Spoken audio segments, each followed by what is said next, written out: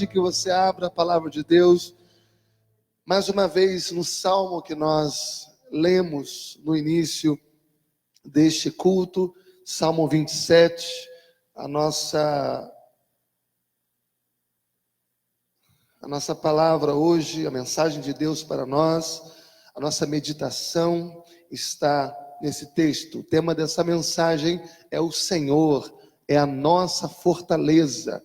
E o meu desejo através dessa mensagem é fazer com que você creia nisso, que o Senhor também é a tua luz, o Senhor é a tua salvação, e o Senhor é a fortaleza da tua vida. Vamos ler, a princípio, o versículo 1 e 2, e depois, no decorrer da mensagem, a gente vai lendo todo o texto. O Senhor é a minha luz e a minha salvação. De quem terei medo? O Senhor é a fortaleza da minha vida, a quem temerei? Vamos ler juntos? Vamos repetir, versículo 1 e 2, aí da sua casa, com a sua família. Vamos ler em alta voz. O Senhor é a minha luz e a minha salvação. De quem terei medo? O Senhor é a fortaleza da minha vida, a quem temerei? Pai, fala conosco nesse momento.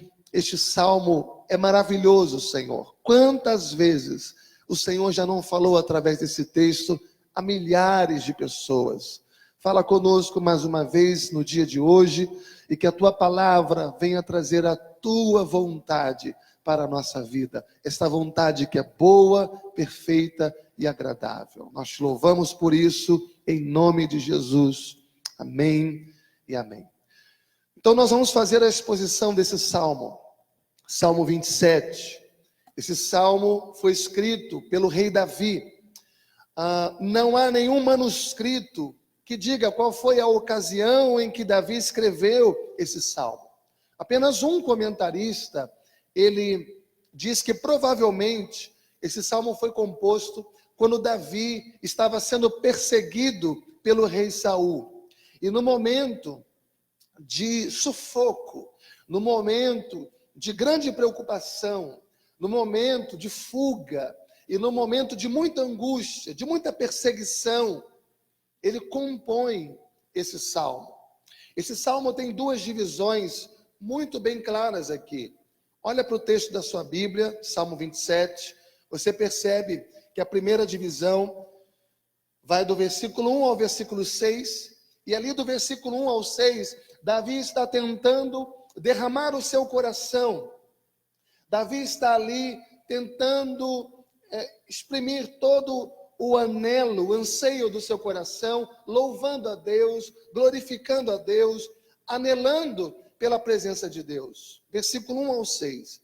Mas a segunda parte desse texto vai do versículo 7 ao 14, em que Davi é tomado por uma melancolia. Davi é tomado por um sentimento de tristeza, até mesmo um sentimento de que estava sendo esquecido pelas pessoas, um sentimento de rejeição. Algumas pessoas, o fato do versículo 1 ao 6, demonstrar que Davi está num grande contentamento, e do versículo 7 ao 14, mostrar Davi tão melancólico. Algumas pessoas até sugerem que foram dois salmos que posteriormente foram juntados num único salmo. Mas eu não prefiro crer dessa maneira. Nós sabemos muito bem que existem dias da nossa vida que nós acordamos bem dispostos, que nós acordamos tão felizes e cantarolando para a vida, mas vai passando o dia, vai chegando a tarde, vai se aproximando a noite e nós vamos murchando. Muitas vezes os nossos dias são assim. Nós começamos bem, alegres, animados, e terminamos indispostos, e terminamos entristecidos.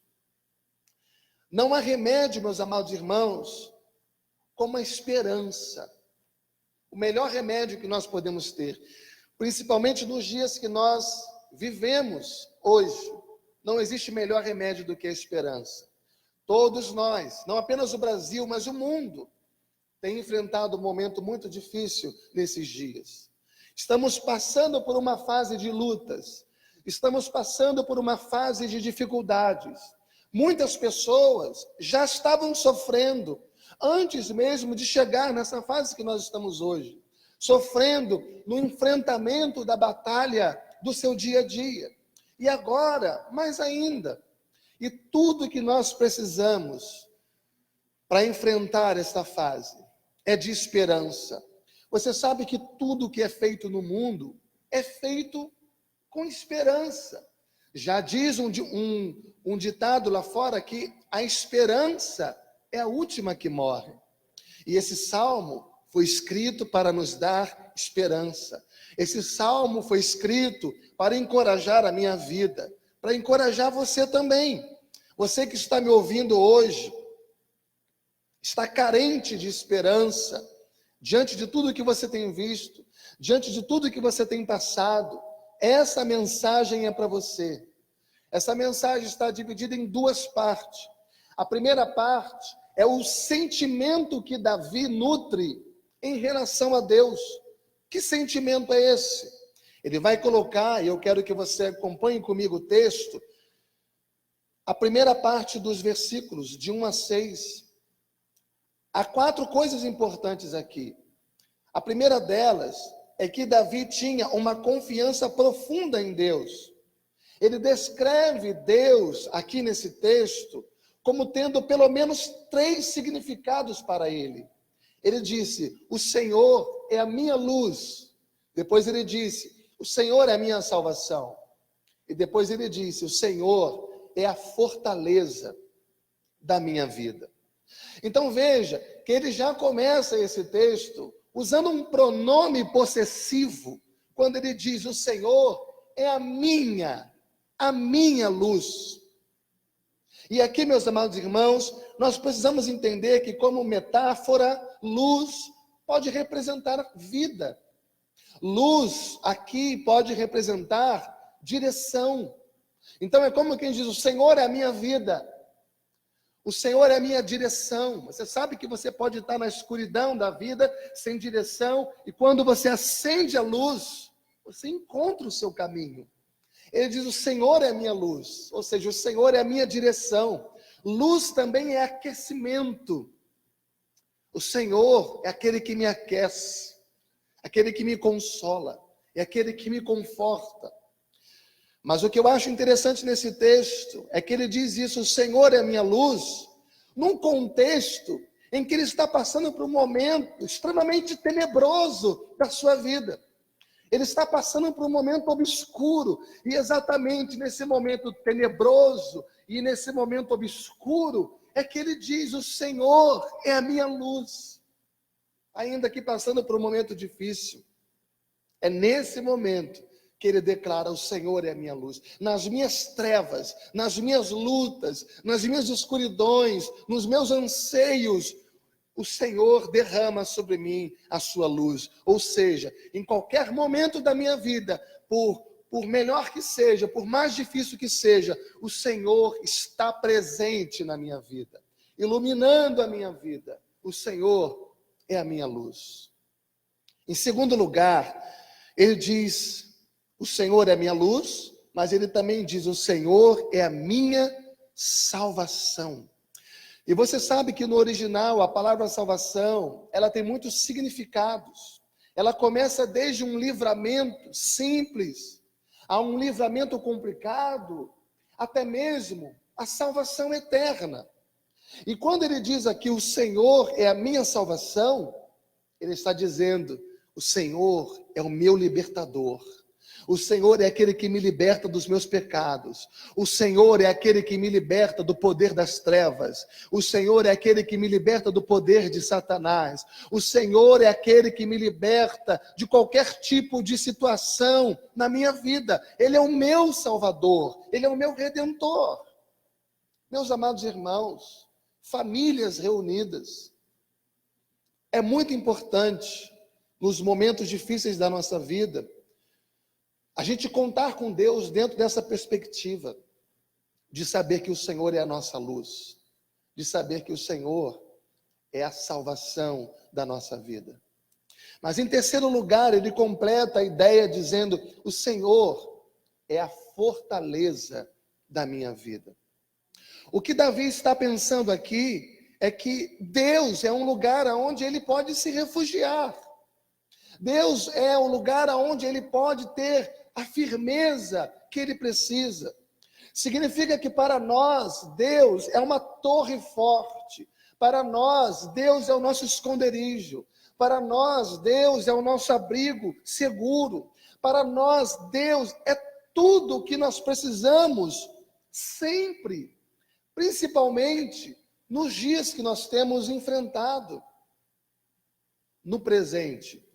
Se nós queremos estabilidade na nossa vida, se nós queremos proteção para a nossa vida, se todo o nosso anseio, se toda a nossa ansiedade, se toda a nossa preocupação é porque nos falta estabilidade, é porque nos falta segurança, é porque nos falta uma proteção, Deus representa tudo isso para nós. Deus significa tudo isso para nós. E Davi, no meio da sua luta, no meio da sua crise, no meio do seu problema, é isso que ele declara: o Senhor é a minha luz, o Senhor é a minha salvação, o Senhor é a fortaleza da minha vida, o Senhor é a minha torre forte, Ele é o meu abrigo, Ele é o meu refúgio. Então, meus amados irmãos, eu quero que você creia nisso no dia de hoje. Você pode se refugiar em Deus. Nós podemos nos refugiar na presença de Deus.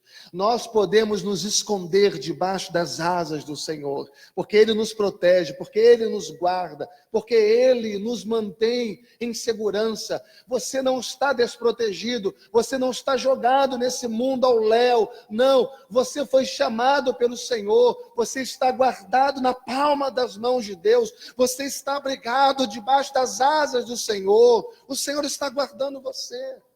Confia no Senhor, descansa no Senhor. Nós podemos nos refugiar em Deus, nós podemos nos esconder em Deus. Ele nos protege, Ele nos segura.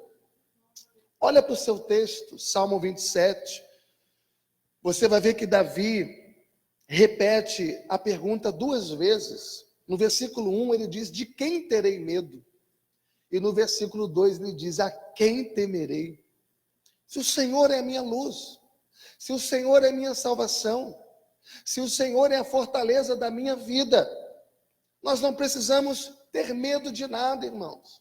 Mesmo que a nossa carne venha gemer, mesmo que a gente venha tremer em carne, mas o nosso espírito precisa estar pronto, e nós precisamos nos agarrar às promessas do Senhor e confiar nesta palavra.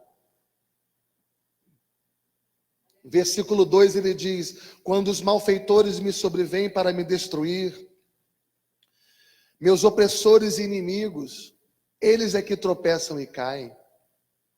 Ainda que um exército se acampe contra mim, não se atemorizará o meu coração. Se estourar contra mim a guerra, ainda assim eu terei o quê? Confiança.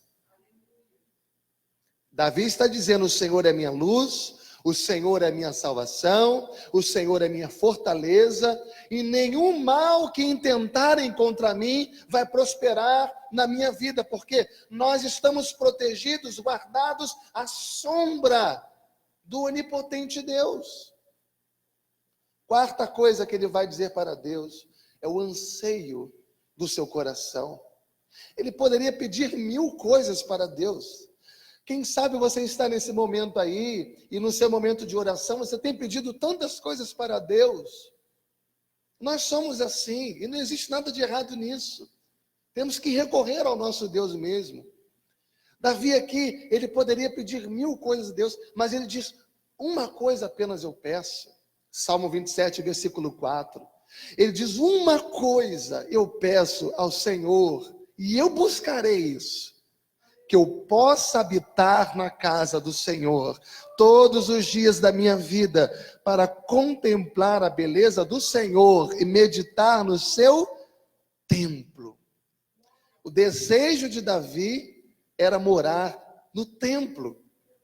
Mas veja que Davi não está aqui falando desse templo, de uma construção, de um prédio, de um espaço, de um ambiente. Davi sabia que tanto o tabernáculo quanto o templo simbolizava a presença de Deus. O que ele quer dizer então quando ele fala isso aqui no texto? Ele está dizendo: o meu desejo é estar na presença de Deus para sempre.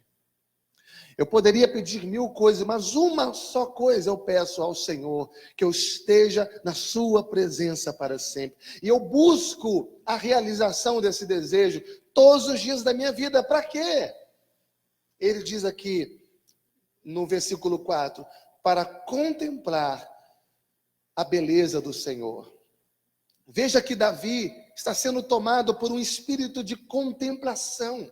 Ele diz: eu quero contemplar na presença do Senhor, mas não apenas isso. Ele diz no final do versículo 4: eu quero meditar na presença do Senhor. Ou seja, eu quero refletir sobre a vida. Eu quero refletir sobre tudo isso que está acontecendo ao nosso redor nos dias de hoje, no Brasil e no mundo. Alguma coisa Deus quer falar conosco. Alguma lição nós precisamos aprender com tudo isso que está acontecendo. Davi está sendo aqui tomado por um espírito de contemplação. Eu quero refletir sobre a vida. Eu quero refletir sobre as coisas. Eu quero refletir sobre a palavra de Deus. Eu estou precisando disso. Eu estou necessitando disso. Eu quero isso. E eu buscarei todos os dias da minha vida. E diz o texto sagrado, irmãos, que ele sabia que estando na presença de Deus, ouça isso, ele sabia que estando na presença de Deus, quando chegasse no dia da adversidade, e todos nós já estamos vivendo esse dia, essa fase, esse tempo, hoje, ele sabia que no dia da adversidade, no dia do problema, no dia da angústia, ele dizia: o Senhor me guardará. O Senhor me guardará. Veja no versículo 5, ele diz: o Senhor me ocultará no seu pavilhão.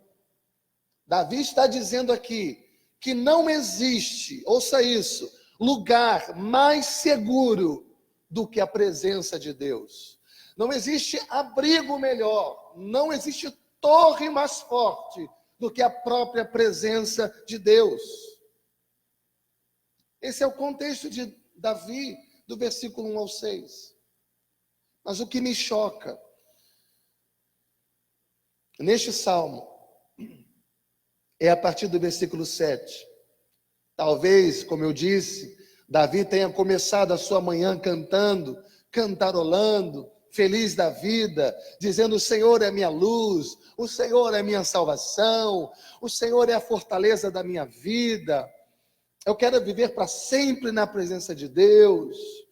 Mas quando chega no versículo 7, a impressão que nós temos é que Davi muda o seu tom. Davi muda o seu tom.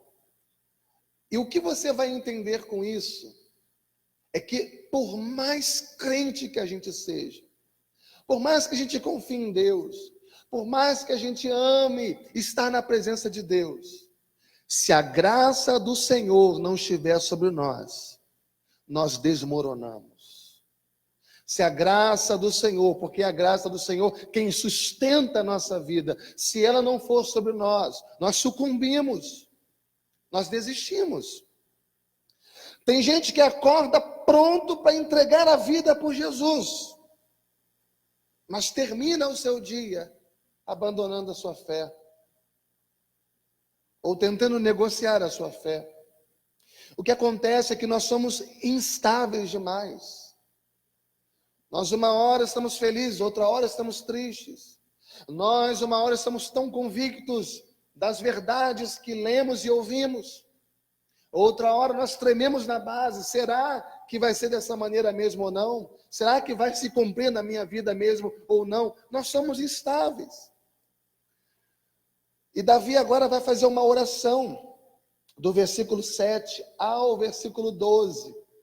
E ele vai revelar para Deus aqui algumas necessidades. Necessidades essas que eu e você também temos, principalmente quando enfrentamos tempos difíceis como estes, momentos de lutas. E no versículo 9 e 10 ele vai dizer: não me esconda, Senhor, a tua face. Não rejeites com ira o teu servo. Tu és o meu auxílio. Não me recuses, não me desampares, ó Deus da minha salvação, porque se o meu pai e minha mãe me desampararem, o Senhor me acolherá. Veja que a primeira necessidade que Davi tinha era a necessidade de aceitação por parte de Deus. Em algum momento aqui, Davi foi tomado por um sentimento de rejeição, um sentimento de desamparo. Nós também somos assim, estamos nos cercando por tantas pessoas, estamos cercados pelas promessas de Deus, pela palavra de Deus, pela presença de Deus, mas em algum momento da nossa vida nos sentimos desamparados, tantos ao nosso redor, mas dentro de nós muitas vezes nos sentimos sozinhos. Davi está assim, nesse momento, enfrentando uma espécie de desamparo e de rejeição interior. E é tão interessante isso, porque quando alguém está enfrentando alguma dificuldade na sua vida, a primeira coisa que a pessoa pensa é: ninguém me ama, ninguém me quer. Quando estamos enfrentando as nossas lutas mais difíceis, a impressão que nós temos é: eu acho que Deus não está ouvindo a minha oração. Não é possível, eu tenho feito tudo certo, eu tenho orado, tenho buscado a Deus, parece que Deus não responde. Nos momentos mais angustiosos da nossa vida, o sentimento que nós temos algumas vezes é: parece que o Senhor não está me ouvindo, parece que o Senhor está me rejeitando, parece que Deus não está vendo o que eu estou passando. E por um instante, o sentimento de Davi aqui é esse. Mas ele vai declarar a sua fé. Só que uma coisa é a declaração de fé e outra coisa é o que realmente a pessoa vive. É o que realmente ele está vivendo aqui diante de Deus. Mas agora ele disse: se o meu pai e minha mãe me desampararem, talvez ele esteja aqui pensando em tudo aquilo que era o seu apoio. Se as pessoas que mais me amam, se as pessoas que mais próximas de mim estavam, se ainda assim elas me desampararem, o Senhor me acolherá. Então é como quem diz aqui: olha, eu estava me sentindo rejeitado, eu ainda por um momento me sinto rejeitado por quem eu mais amo, o Senhor me acolherá. E ele vai caminhando no texto, ele vai caminhando, e no versículo 7, ele vai dizer que precisa ser ouvido. Então ele diz: ouve, Senhor, a minha voz, e eu clamo, compadece-te de mim e me responde. Davi aqui está pedindo que Deus considere o seu clamor, que Deus considere a sua oração, que Deus considere o seu pedido, que Deus o ouça, que Deus tenha misericórdia dele, que Deus resolva o seu problema. Ele está aqui desesperado, como muitas pessoas estão nos dias de hoje. Ele está aqui angustiado. Esse é o quadro do Brasil e do mundo, um quadro de angústia no coração de muitas pessoas. Mas se você observar no versículo 11, ele vai revelar o terceiro estado da sua alma. Ele precisa de aceitação, ele precisa ser ouvido, mas no versículo 11 ele vai dizer: eu preciso que o Senhor me oriente. Quanta gente está perdida, precisando de uma direção. Quantas pessoas têm ouvido noticiários, o jornalismo, recebido mensagens, só notícias trágicas. Pessoas estão adoecendo emocionalmente, psicologicamente, completamente atordoadas, precisando de direção, precisando de aplumar a sua vida, aplumar o seu coração e a sua mente. Versículo 11 ele diz: ensina-me, Senhor, o teu caminho e guia-me por vereda plana, por causa dos que me espreitam. Ensina-me, Senhor. Eu não quero e eu não posso viver sem a tua presença. Eu preciso da tua presença. Eu preciso que o Senhor guarde os meus passos. Eu preciso que o Senhor dirija o meu caminhar. Eu preciso que o Senhor me livre dos meus inimigos. Eu preciso que o Senhor me livre de tudo isso, de todas essas circunstâncias contrárias que vêm me esmagar todos os dias, minhas emoções, a minha vida. Eu preciso que o Senhor me aponte o caminho. Meus amados irmãos, famílias reunidas nesse momento, eu creio que esta é a maior necessidade da nossa vida. Ninguém conhece o caminho por si só. Mas que fiquemos longe do pecado, que fiquemos longe da queda, que fiquemos longe do erro, que fiquemos longe daquilo que porventura pode ser usado como uma armadilha para que nós caiamos em tentação. A Bíblia diz que há caminhos que para o homem parecem bons, parecem direitos, mas no final dá em caminho de destruição, em caminhos de morte. Mas muitas vezes a nossa soberba, muitas vezes a nossa presunção, muitas vezes a nossa vaidade nos atrapalha.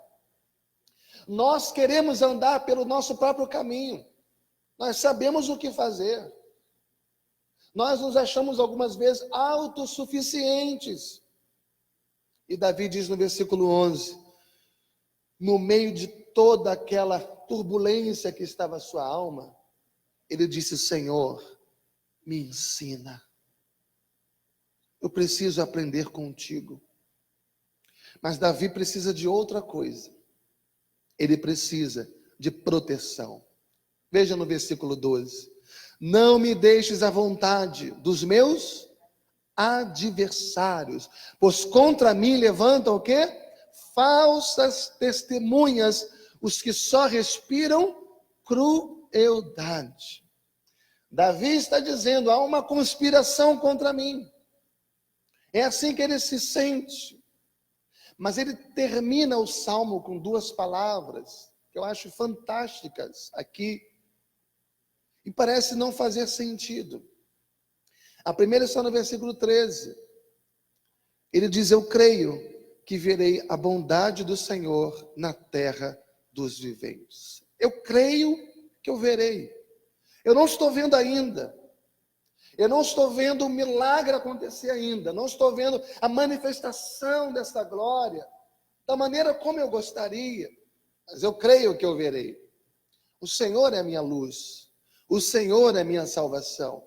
O Senhor é a fortaleza da minha vida. Eu quero estar na presença do Senhor. Eu preciso estar na presença do Senhor. Ao meu redor tudo está tão difícil. A coisa está complicada. A situação está cada vez pior.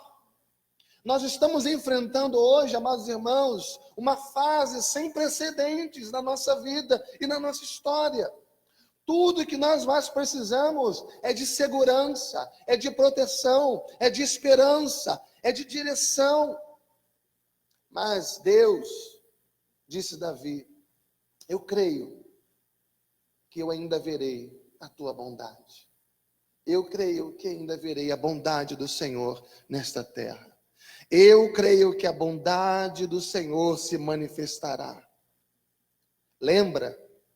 Esse Davi que diz, eu creio na bondade de Deus, é o mesmo Davi que escreveu o Salmo 23, que lá no versículo 6, ele diz, bondade e misericórdia me seguirão todos os dias da minha vida, e habitarei na casa do Senhor para todo sempre. Bondade e misericórdia me seguirão. E agora ele diz, eu creio que eu verei a bondade do Senhor, a misericórdia de Deus. Então veja que são dois atributos de Deus que nos acompanham a cada passo que nós damos aqui nesse mundo. Bondade e misericórdia. Onde você for, a bondade e a misericórdia do Senhor estarão do seu lado para te guardarem em todos os teus caminhos. E Davi está dizendo, eu creio, Senhor. Eu creio, Senhor. O Senhor é tudo para mim. Nós estamos passando por tudo isso, nós estamos enfrentando tudo isso nesses dias. Parece que as coisas não fazem sentido. O porquê que as coisas estão como estão. Eu não compreendo muita coisa ainda, mas eu creio no Senhor. E aí, ele termina o salmo, dando um conselho para mim e um conselho para você. Ele olha para mim e para você hoje. Ele diz assim, no versículo 14, espera pelo Senhor. E é isso que eu quero dizer para você no dia de hoje. Espera pelo Senhor. Espera. Esperar é tão duro. Esperar é tão difícil. Mas esperar, muitas vezes, é preciso. Isaías 40:31 diz que aqueles que esperam no Senhor renovarão as suas forças. Salmo 25, versículo 3, diz que aqueles que esperam pelo Senhor e creem no Senhor jamais serão envergonhados. Veja, irmãos, principalmente em tempos como estes, a grande necessidade de nutrirmos o nosso coração a esperança. A esperança não é um sentimento. A esperança não é uma expectativa. Quem espera pelo Senhor, a esperança é o próprio Senhor. Jeremias 17, versículo 7, diz: bendito é o homem que confia no Senhor, cuja esperança é o Senhor. Salmo 62 diz: somente em Deus, ó minha alma, espera silenciosa. Dele vem a minha salvação, só Ele é a minha rocha, Ele é a minha salvação, Ele é o meu alto refúgio, não serei muito abalado. E em 62, versículo 5, ele diz: somente em Deus, ó minha alma, espera silenciosa, porque dele vem a minha esperança. Então eu quero que você creia, que você experimentará a bondade do Senhor na sua vida. Você experimentará a bondade do Senhor nesta terra. Espera o tempo de Deus. As coisas não acontecem de acordo com o nosso tempo. E muitas vezes, por não acontecer de acordo com o nosso tempo, nós nos desesperamos. Mas o povo de Deus não pode ter esta reação. O povo de Deus é exatamente aquele que aprendeu que o tempo de Deus é o que há de melhor para nós. Deus faz todas as coisas perfeitas no seu devido tempo. Deus faz tudo no seu devido tempo. Amém, queridos? Não espere triste, espere animado, espere motivado. Ele diz: espera no Senhor e tende bom ânimo. Veja aí na segunda parte de Salmo 27:14. Tende bom ânimo, ou seja, não espera triste, tenha fé, espera motivado, espera animado. Tenha fé, porque a fé nos fortalece, a fé nos anima, a fé nos encoraja, a fé nos impulsiona. A fé tira todo o medo de nós e troca o medo pela confiança de que o Senhor está no controle de todas as coisas, está fazendo com que tudo coopere para o bem daqueles que o amam. A esperança, a fé, a esperança e o amor são três atributos fundamentais que nós precisamos nutrir na nossa vida, principalmente nos dias de hoje. A esperança, ela nos move a aguardar a intervenção de Deus na nossa causa. A esperança, ela nos impulsiona a aguardar, motivados, a intervenção de Deus naquilo que nós estamos passando. E ele termina o versículo 14, dizendo: fortifique-se o teu coração. Fortifique-se o teu coração. A força não é algo exterior. Força é uma coisa interior que vem, não de nós mesmos, mas que vem da presença do Deus que habita em nós pelo seu Espírito. Fortifique o teu coração, ao que o texto diz, e ele conclui: espera, pois, pelo Senhor. Olha para tudo que temos passado. Talvez você diga: olha, pastor, está difícil. Esse problema está demais, está se agigantando. Sim, é verdade, está difícil. Está difícil para todo mundo. Não é só para você, para todos nós. Mas Deus quer que, ao enfrentarmos as situações difíceis da nossa vida, ao enfrentarmos nossas batalhas, nossas lutas, Deus quer que nós, cada vez mais, aumentemos o nosso desejo pela presença dEle. Aumentemos a nossa comunhão com Ele. Não é hora de desesperar, não é hora de tentar entreter com outras coisas, é hora de buscar o Senhor cada vez mais. Buscar refúgio na presença de Deus. Alegrai-vos, diz Tiago no capítulo 1, no versículo 2. Alegrai-vos pelo fato de vocês passarem por várias provações. É tempo de alegria. Alegria que só tem aqueles que pertencem a Deus, porque é alegria não circunstancial. As circunstâncias não nos dão motivo nenhum para nos alegrar, mas a nossa alegria está na presença do Senhor. Alegrai-vos, diz ele, sabendo que a provação da nossa fé redundará em crescimento, em amadurecimento, em conhecimento experimental de Deus. Amém, queridos? Vamos orar. Que Deus abençoe a sua vida nesse dia. Que Deus abençoe a sua casa. Que Deus abençoe a sua família. Eu quero que você se aproprie desse salmo. Que esse salmo que nós lemos e estudamos hoje seja um consolo para a sua família e para a sua vida. Seja um conforto para você. Espera no Senhor. Creia no Senhor. Anime o teu coração. Deus pode dar um basta em tudo isso. Eu quero orar por sua vida e orar pela sua família nesse momento. Curve a sua cabeça, feche os seus olhos. Senhor Deus, nós estamos aqui diante de Ti como igreja. Nós somos Teus filhos. Nós estamos enfrentando uma fase difícil, de lutas. E nós queremos Te clamar, Senhor, como igreja, como família reunida em todo o mundo, num só coração. Que o Senhor derrame graça sobre essas famílias. Que o Senhor derrame graça sobre essas pessoas. Ó Deus, que eles possam crer em Ti, Senhor. Que eles possam ter esperança na Tua presença. Que eles possam se animar em Ti. Renova as forças espirituais desses irmãos que estão me ouvindo agora, Pai.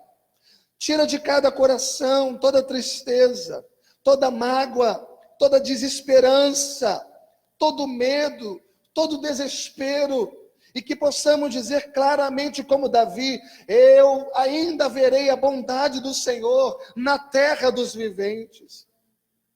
Faz justiça, Senhor. Defende a nossa causa, Senhor. Tu és o nosso advogado justo. O Senhor é a nossa luz. O Senhor é a nossa salvação. O Senhor é a fortaleza da nossa vida, Pai. Que os meus amados irmãos sintam isso nesse momento. Que eles possam experimentar isso nesse momento. Quebra, Senhor, o laço do passarinheiro.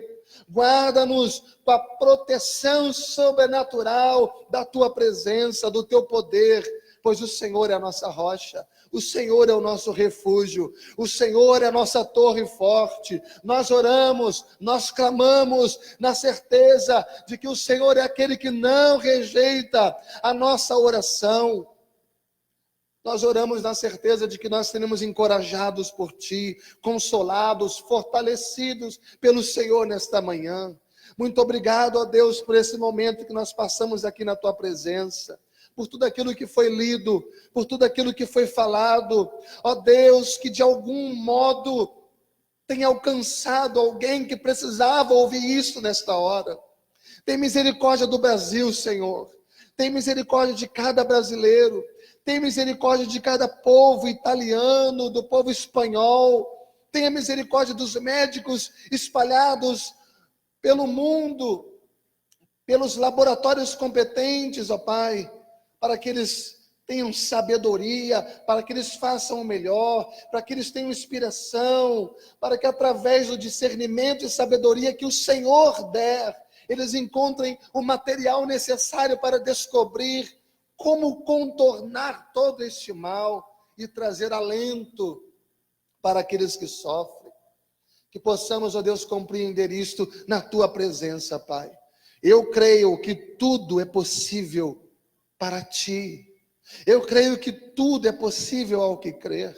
Nós estamos aqui pedindo a Tua graça, o Teu favor, a manifestação da Tua misericórdia. Que o Senhor abençoe os hospitais, que o Senhor abençoe as escolas, que o Senhor abençoe os homens da saúde pública, que o Senhor abençoe as igrejas, que o Senhor abençoe o teu povo, que o Senhor abençoe aqueles que precisam trabalhar, aqueles que precisam ir e vir, aqueles que precisam, ó Deus, ganhar o seu pão, que eles sejam poupados, que sejamos resguardados e preservados de todo mal. Tira todo o pânico, Senhor. Tira todo o desespero, tira todo o medo e dá-nos a prudência que precisamos ter em momentos como esse. Dá-nos, ó Pai, a confiança na providência de um Deus que é bom. Dá-nos a Tua paz. Nós oramos humildemente, Senhor, na Tua presença, no nome precioso de Jesus. Que a graça do nosso Senhor e Salvador, Jesus Cristo, que o amor de Deus Pai e a consolação do Espírito Santo de Deus, seja com você, meu irmão, com você, minha irmã, e com todo o povo de Deus reunido em toda a face da terra, não só hoje, mas para sempre. Amém e amém. Glória a Deus.